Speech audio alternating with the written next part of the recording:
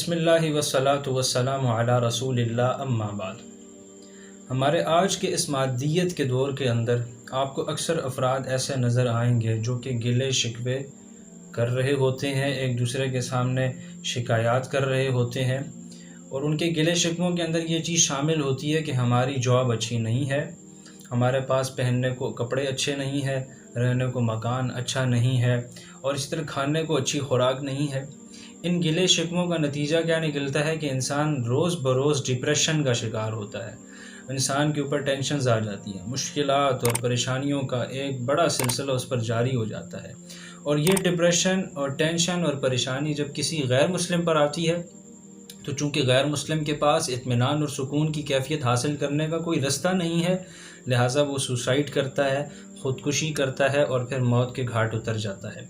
یہی معاملہ جب کسی مسلمان پر آتا ہے تو چونکہ اللہ کی کتاب موجود ہے، نبی صلی اللہ علیہ وسلم کا فرمان موجود ہے، وہ اطمینان اور سکون کو حاصل کر سکتا ہے، لیکن معاملہ یہ ہوتا ہے کہ یا تو اس کی کوئی رہنمائی کرنے والا نہیں ہوتا، یا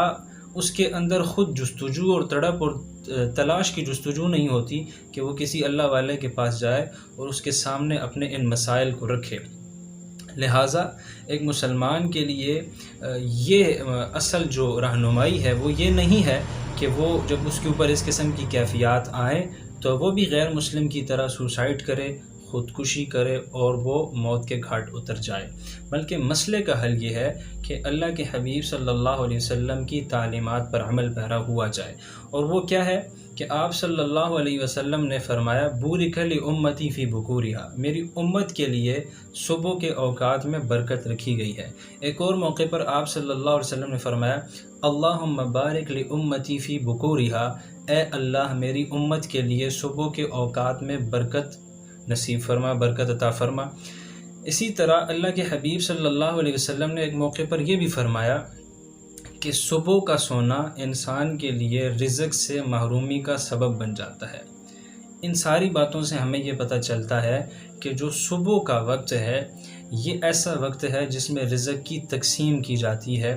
اللہ تعالیٰ کی طرف سے رزق کی تقسیم کا سلسلہ شروع ہو جاتا ہے، لیکن جو لوگ صبح کے اوقات میں سو جاتے ہیں یا صبح کے اوقات کو اہمیت نہیں دیتے، اس کا نتیجہ کیا نکلتا ہے کہ دنیا کو اچھا بنانے کے لیے دنیا کے اسباب تو جمع کر لیے، ایک دکاندار دکان کھولتا ہے،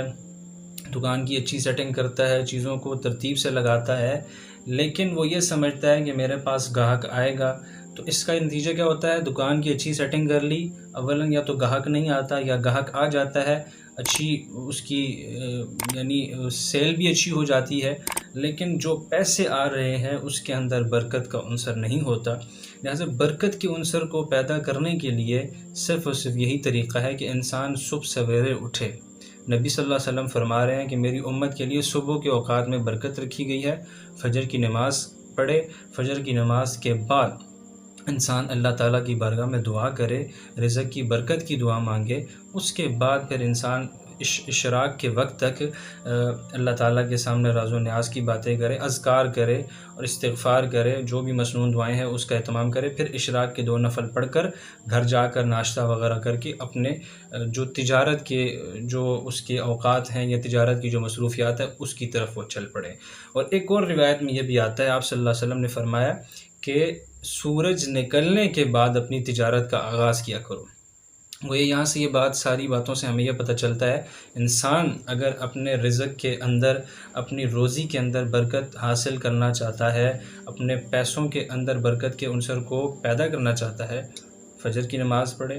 اللہ تعالیٰ سے دعا کرے، اذکار کرے، اشراق کی نماز پڑھے، اور پھر اس کے بعد اپنی تجارت یا اپنی ملازمت کی چیزوں کا آغاز کرے۔ یہ وہ چیزیں ہیں جس کے ذریعے سے ہم ڈپریشن سے بھی دور ہو سکتے ہیں اور ٹینشن سے بھی دور ہو سکتے ہیں۔ اللہ رب العزت کی ذات ہمیں نبی صلی اللہ علیہ وسلم کے فرمان کے مطابق اول وقت کے اندر دن کی ابتدا میں سر بسجود ہو کر اپنے کاموں کا آغاز کرنے کی توفیق عطا فرمائے، اور اللہ رب العزت سے ہر موقع پر مانگنے کی توفیق عطا فرمائے۔